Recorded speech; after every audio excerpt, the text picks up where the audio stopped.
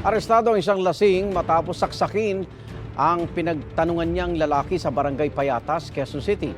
Depensa ng suspect, self-defense ang nangyari nang hindi raw siya samahan para hanapin si alias Pangit na karelasyon umano ng kanyang kinakasama.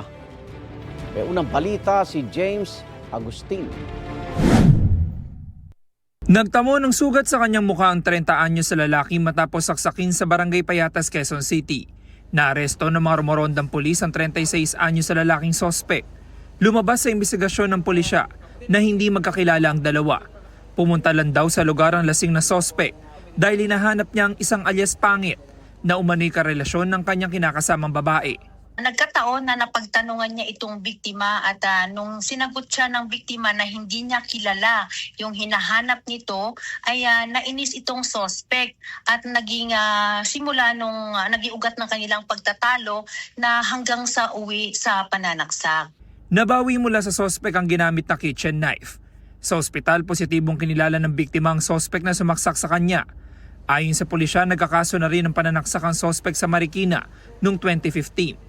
Base dito sa investigasyon, lumalabas na ito pong suspect ay may previous na record at ito po ay nakulong ng 10 taon sa kasong homicide.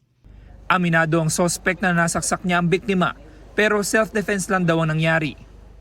Dumaan po ako ron, may tatanong lang po sana ako sa mga tao ron. Sabay biglang mainit po yung ulo nila, sabay sabi nila, kuha kayong matalas dun, kaya pinagtanggol ko lang po yung sarili ko, kaya po nangyari. Nagpapasama ako sa kanya para natanong ko sa kanya kung saan nakatira si Pangit.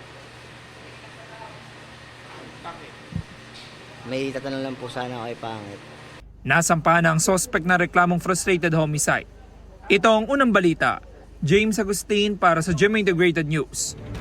Igan, mauna ka sa mga balita, mag-subscribe na sa GMA Integrated News sa YouTube para sa iba't ibang ulat sa ating bansa.